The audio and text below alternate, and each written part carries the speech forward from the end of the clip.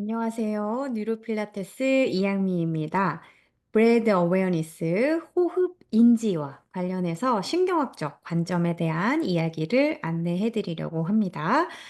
우리가 앞쪽에 주영란 선생님을 통해서 안내받은 과정들은 대부분 어떤 말초에서 일어나는 이야기들, 조금 더 필라테스 선생님들이시라면 여러분들이 이해하기에 조금 더 익숙한 그리고 접근 방법이 그동안 해오셨던 것들과 유사한 내용이었을 수 있을 것 같고요.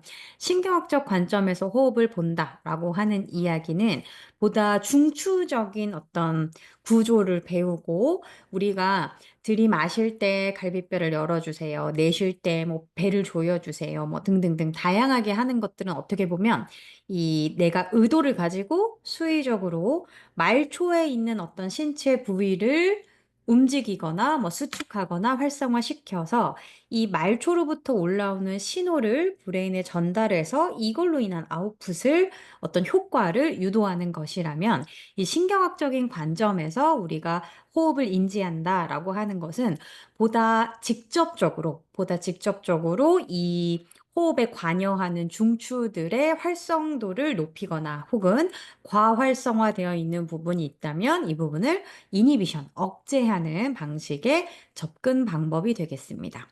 이 강의를 통해서 여러분이 얻어가셔야 되는 결론부터 먼저 말씀을 드릴게요. 첫 번째, 신경학적으로 호흡의 어떤 중추가 되는 부위는 어디이다? 뇌간이라고 하는 부위이다. 그래서 보시면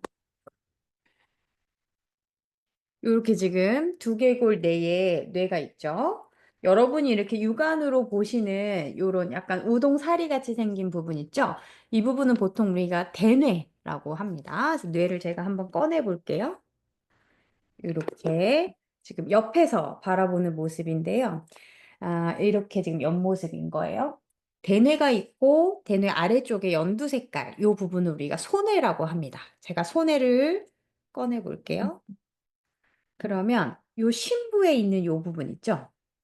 요 부분을 우리가 뇌간이라고 해요. 자, 심부가 어떻게 생겼나 보면 제가 한쪽 면에 위치하고 있는 배뇌를 제거했어요. 요런 식으로 심부의 구조가 생겼어요. 이게 측면이고요. 요게 전면입니다. 요런 식으로 생겼고요. 이게 뒷모습이고요. 그리고 나머지 뇌도 제거를 해 볼게요. 그러면 얘만 남아요. 그래서 가장 심부에 위치하고 있는 이 부분을 우리가 뇌간이라고 이야기하고 신경학적 호흡의 중추라고 일컫습니다. 제가 교재를 보면서 좀 더 자세한 구조적인 내용을 설명을 드릴 건데 일단 결론은 뇌간이라고 하는 부위가 호흡의 중추구나. 이거를 알아가시는 게 일단 첫 번째예요. 그 다음에 두 번째는 방법론이에요. 이 과정에서 제가 여러분께 소개할 이 어떤 식으로 호흡을 티칭하고 어떤 식으로 프로그래밍을 할 건가에 대한 어떤 방법론은 크게 두 가지입니다.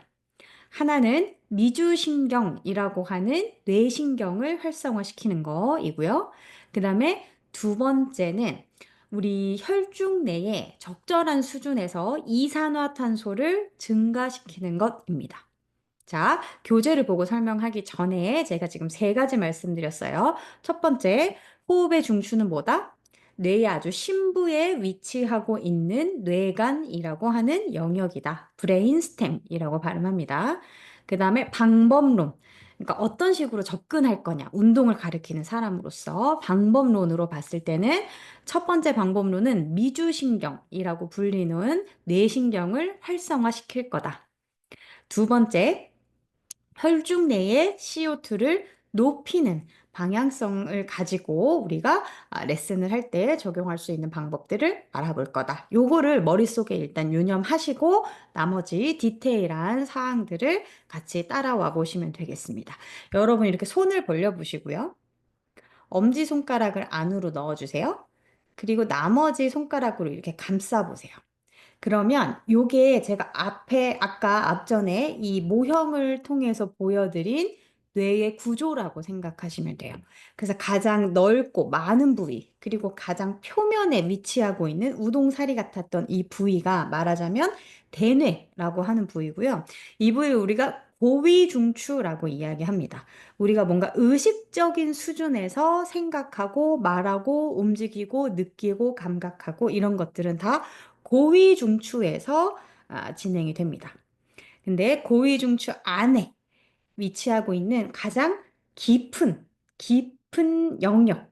그래서 얘는 하위 중추라고 일컫는데요. 이 하위 중추는 어떤 생명체로서 생명을 유지하기 위한 아주 뭐라 그럴까요? 태생적인 어떤 기능들을 얘네들이 조율을 하는 겁니다. 그래서 말하자면 어, 이 지구상에 존재하는 어떤 포유류들 있죠? 포유류들. 공통적으로 이 어떤 생명의 중추를 가지고 있습니다. 그리고 이 고위 중추는 인간이 가장 발달한 종이다. 이렇게 생각을 하시면 되겠어요.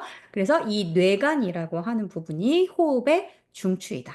근데 보면 뇌간이라고 하는 호흡의 중추는 중추신경계라고 하는 시스템을 구성하고 있는 척수로 연결이 됩니다. 우리 필라테스에서 척추의 분절 움직임 많이 하죠.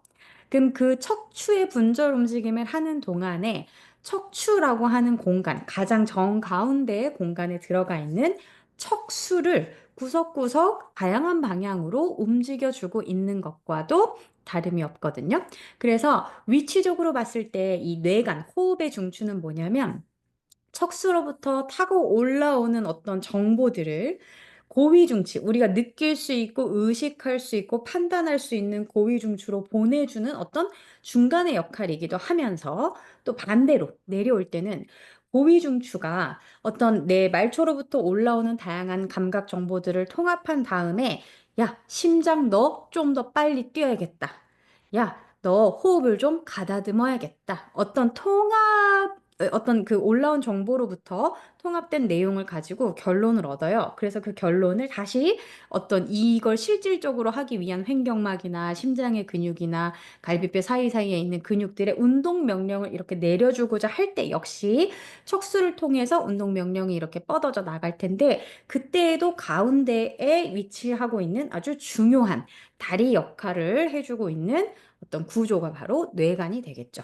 그래서 요 모양 언제나 머릿속에 기억하고 계시면 아, 여기는 뇌간, 그리고 이 위에 있는 부분은 대뇌. 이렇게 생각하시면 돼요. 그리고 대뇌는 척수라고 하는 구조로 이루어져 있다.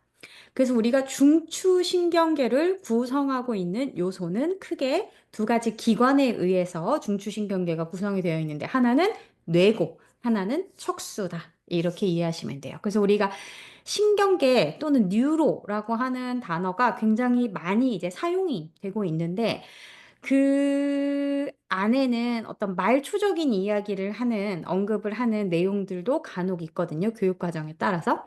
근데 보통 이제 저희가 안내하는 뉴로 필라테스다라고 하는 건 중추신경계, 그 중에서도 뇌과학과 관련된 어떤 요소들을 필라테스에 접목한 메소드다. 이렇게 더불어서 이해하시면 되겠습니다. 자, 이제 제가 업로드 해드린 강의 교재를 같이 한번 보면서 해보죠.